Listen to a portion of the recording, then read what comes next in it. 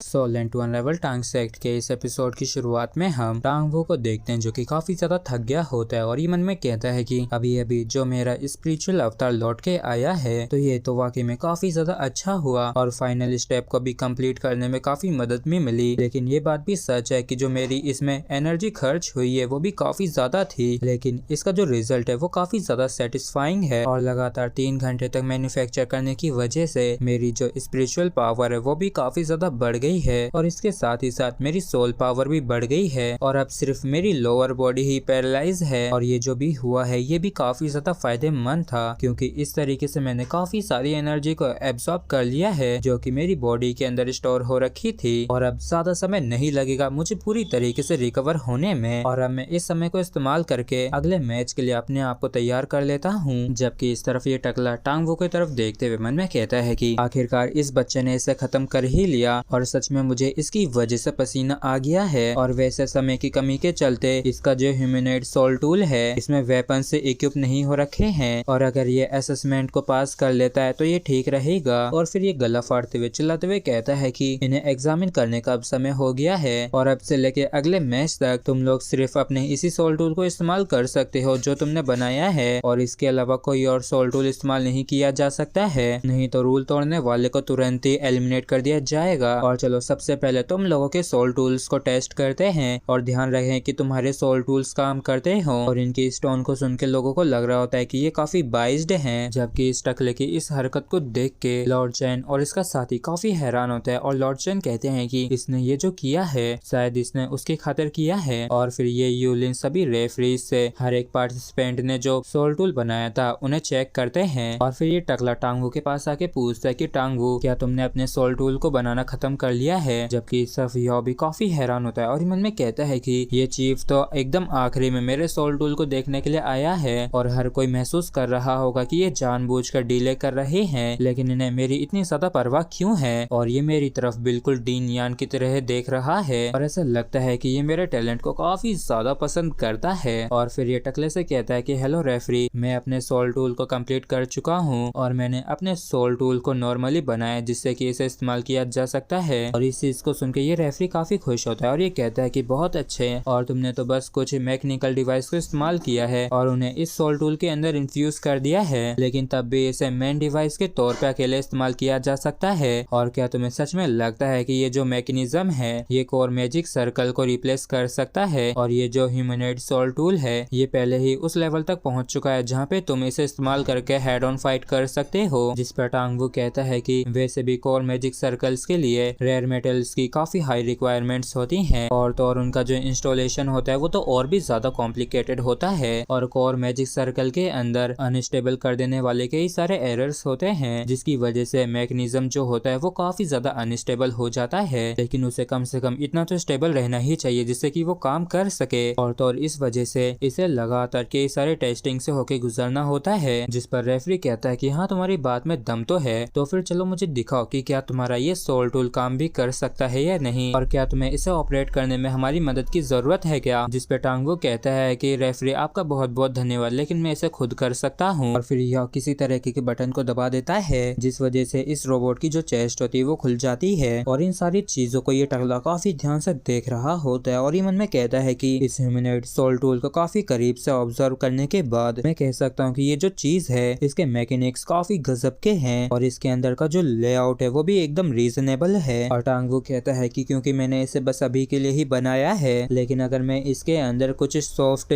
Devices को equip कर देता हूँ तो ये काफी ज्यादा कंफर्टेबल हो जाएगा। और इस सोल टूल के अंदर जो गैप था उसके अंदर टांगवू जाके बैठ जाता है और इस चीज को देख के टकला मन में कहता है कि असल में यह अपने आप को इस ह्यूमनॉइड सोल टूल के अंदर अच्छे से ले जा पाया है और जैसे यह इसके अंदर जाता है तो ये बंद हो जाता है और फिर यह अपनी पावर्स को इस्तेमाल करता है इसे कंट्रोल करने के लिए। और वो यह को ये जो ह्यूमनॉइड सोल टूल था इसके 17 मैजिक सर्कल्स के अंदर ये अपनी स्पिरिचुअल पावर को सर्कुलेट करता है और ये जो सोल पावर ट्रांसमिशन था ये पूरी तरीके से आसान होता है। और इस सोल टूल को काम करते देख ये रेफरी काफी खुश हो जाता है और ये कहता है कि ह्यूमनॉइड सोल टूल हमेशा से ही सोल इंजीनियर्स के लिए काम करने के लिए काफी महत्वपूर्ण रहा है, लेकिन इसमें जो सबसे ज्यादा कठिनाई आती है वो इसे कंट्रोल करने में आती है। और यहाँ तक कि ये बच्चा तो अपनी लोअर बॉडी को मूव भी नहीं कर सकता है, लेकिन फिर भी इसने एक ऐसे सोल टूल को बना लिया जिससे कि ये मूव कर सके। और ये सारी चीजें इसकी स्पिरिचुअल पावर के ऊपर ही डिपेंड करती है, जो कि इस बात का प्रूफ है कि इसकी जो स्पिरिचुअल पावर है वो काफी ज्यादा स्ट्रॉन्ग है। और तभी यह पूछता है कि चीफ रेफरी ये कैसा है, जिस पर ये टकला कहता है कि बेटा बहुत अच्छे। और तभी ये जो मास्टर होते हैं ये कहता है कि ये बच्चा कुछ भी क्यों ना कहे, तुम्हें इसे मुझे देना ही होगा। और अगर बात इसके जैसे ह्यूमनॉइड सोल टूल को बनाने की है, तो यहाँ तक कि अगर मैं इसकी जगह होता तो मुझे तो कम से कम 40 मैजिक सर्कल्स का इस्तेमाल करना पड़ता। और ये टैलेंट तो वाकई में काफी ज्यादा इंपॉर्टेंट है, जिसे वेस्ट नहीं किया जा सकता है। जिस पर लॉर्ड चेन कहते हैं कि क्या तुम भूल गए हो कि इसने अभी अभी किसी सोल स्किल को इस्तेमाल किया और ये सोल मास्टर के रास्ते के लिए एकदम बेहतर रहेगा। और फिर ये दोनों ही टांग वू के लिए एक दूसरे के ऊपर अपना गुस्सा काटने लग जाते हैं। और तभी ये बंदा कहता है कि वाइस प्रेसिडेंट, क्या आपने ये देखा, और आप भी तो सोल टूल्स के बारे में काफी अच्छे तरीके से जानती है ना, तो आपको इस बारे में क्या लगता है। जिस पे ये वाइस प्रेसिडेंट कहती है कि इस चीज को मैच के बाद डिस्कस करते हैं, और मुझे इंफॉर्मेशन मिली है कि सेरेक के लोग यहाँ पे आसपास हैं, इसलिए तुम दोनों को ही किसी भी पल लड़ने के लिए तैयार रहना चाहिए, लेकिन तुम दोनों आपस में ही मत लड़ने लग जाना। और तभी टकला कहता है कि तुम लोगों ने जो सोल टूल्स बनाए हैं, इससे हमने तुम्हारी स्किल्स को परख लिया है, और हम लोगों ने तुम्हारे production, material selection, magic circles और एनग्रेविंग की टेक्निक्स को काफी करीब से देखा है। इसलिए तुम लोगों को जो समय दिया जाएगा उसके अंदर कई सारे टास्क को कंप्लीट करना होगा, और जो कोई भी इसे आखिरी में खत्म करेगा उसे एलिमिनेट कर दिया जाएगा। और तुरंत ही सभी पार्टिसिपेंट्स की टेबल के ऊपर ट्रे ला दी जाती हैं, जिनके अंदर कई प्रकार के रेयर मेटल स्क्वायर्स होते हैं। और फिर ये टकला कहता है कि इस टास्क के अंदर फेयरनेस बनी रहे, इसलिए तुम में से कोई भी अपनी पर्सनल कार्विंग नाइफ को इस्तेमाल नहीं कर सकता है, बल्कि तुम लोग उसे इस्तेमाल करोगे जो कि तुम्हें प्रोवाइड की जाएगी। और तुम लोगों को बस एक कोर मैजिक सर्कल को क्रिएट करना है उन 9 मेटल स्क्वायर से जो कि तुम लोगों के सामने हैं। और इस चीज को सुन के पार्टिसिपेंट्स काफी हैरान होते हैं और ये कहते हैं कि ये तो सच में काफी ज्यादा मुश्किल है। और तभी ये टकला इस बैटल को शुरू कर देता है। वैसे तो काफी ज्यादा रात हो गई थी, लेकिन इनमें से एक भी पार्टिसिपेंट को नींद नहीं आ रही होती है, और ये सभी ही एक ही समय पे काम करना शुरू कर देते हैं। और सभी के साथ ही युहा भी काम पे लग जाता है, और ये मन में कहता है कि क्योंकि रेफरी ने इसे हमें बनाने के लिए कहा है, लेकिन उसने ये नहीं कहा है कि ये मेटल इंडेस्ट्रक्टेबल है, तो फिर मैं इस प्रॉब्लम को अपने खुद के मेथड से सॉल्व कर सकता हूँ। मैं अपनी अल्टीमेट आइस पावर को इस मेटल के अंदर इन्फ्यूज कर दूंगा, और इस तरीके से ये मेटल काफी हद तक सॉफ्ट हो जाएगा, जिससे कि इस पे कार्व करना पहले से आसान हो जाएगा। और वैसे तो मैं अपने अनडेड मैजिक को लार्ज स्केल पे इस्तेमाल नहीं कर सकता हूँ, लेकिन ये इस मेटल के ऊपर काफी अच्छी तरीके से काम करेगा। और ये टकला टांगवू की तरफ देखते हुए कहता है कि आखिर ये टांगवू अब भी उस सोल टूल के अंदर क्यों है, ये पक्का थक गया होगा। वैसे भी उस ह्यूमनॉइड सोल टूल को बनाना काफी ज्यादा मुश्किल था, इसके लिए अंदर ही रहना काफी आसान होगा। और इस मैच के अंदर सईतो ने मैन्युफैक्चर करने की अपनी काफी खतरनाक स्पीड दिखाई होती है, और यही पहला होता है जिसने सबसे पहले अपने काम को खत्म किया होता है। और जब रेत के आखिरी दाने नीचे गिरते हैं तो समय भी खत्म हो जाता है, और सभी 9 पार्टिसिपेंट्स भी अपना काम करना बंद कर देते हैं। और इस राउंड के अंदर ऑल्टो चेंबर ऑफ कॉमर्स का एक बंदा एलिमिनेट हो जाता है, और रेफरी कहता है कि 5 मिनट के ब्रेक के बाद हम सभी के बीच में नॉकआउट मैच शुरू होगा। जिसके बाद हम वेयर हाउस के साइड का सीन देखते हैं, जहाँ पे काफी ज्यादा तगड़ा और बड़ा ब्लास्ट होता है, और इस बंदे को काफी ज्यादा गुस्सा आ रहा होता है, और ये कहता है कि यहाँ तक कि अगर मैं एक लेवल 9 का सोल इंजीनियर भी होता तब भी मैं इस जगह से बाहर नहीं निकल पाता। और इसका चेला कहता है कि लॉर्ड, पावरफुल सोल टूल्स को इस्तेमाल करने के लिए ये जगह काफी ज्यादा छोटी है, और इस सबऑर्डिनेट पक्का किसी न किसी तरीके के रास्ते को निकाल लेगा। जबकि इस तरफ इस लॉर्ड को काफी ज्यादा गुस्सा आ रहा होता है, और ये कहता है कि अगर वो चोर मेरे हाथ लग गए तो मैं निश्चित रूप से उनके छोटे छोटे टुकड़े कर दूंगा। और फिर ये लॉर्ड कहता है कि अच्छे से जल्दी जल्दी छानबीन करो और देखो कि क्या की अब भी यहीं पे है। और चेक करने के बाद एक बंदा आके बताता है कि यहाँ पे कोई भी की नहीं है। फिर ये लॉर्ड एक की से उस दरवाजे को खोलने की कोशिश करता है, लेकिन चाबी के टूटी होने की वजह से ये दरवाजा खुलता नहीं है। तो ये लॉर्ड गुस्से में आके तुरंत इस दरवाजे को डिस्ट्रॉय करने के लिए कहता है, और जब ये इस दरवाजे को डिस्ट्रॉय करने के लिए अटैक करने लगता है, इसके लोग चेले चपाड़े होते हैं, वो कहते हैं कि लॉर्ड ऐसा मत कीजिए, अगर एक भी डायरेक्ट अटैक इस गेट के ऊपर होता है तो तुरंत ही defensive type soul tools activate हो जाएंगे और हम पे अटैक करने लगेंगे। जिस पर ये लॉर्ड कहता है कि तो फिर जल्दी से सबसे पहले डिफेंस सोल टूल्स को डिस्ट्रॉय कर दो, जिसके बाद इस दरवाजे को भी। जबकि इस तरफ कंपटीशन के अंदर काफी समय बीत गया होता है, और पहला जो नॉकआउट मैच राउंड है ये 8 पार्टिसिपेंट्स के बीच में है, जहाँ पे सईतो अपने सोल कैनन के साथ एक बंदे से लड़ने के लिए पूरी तरीके से तैयार होता है। और अगर आप लोग वीडियो को अब भी देख रहे हैं तो आप लोगों का तहे दिल से शुक्रिया। और इसी के साथ फ्रेंड्स हमारा ये एपिसोड भी यहीं पे खत्म होता है। अगर आप लोगों को वीडियो अच्छा लगा हो तो प्लीज चैनल को सब्सक्राइब और वीडियो को लाइक करना बिल्कुल भी ना भूलें। Thank you.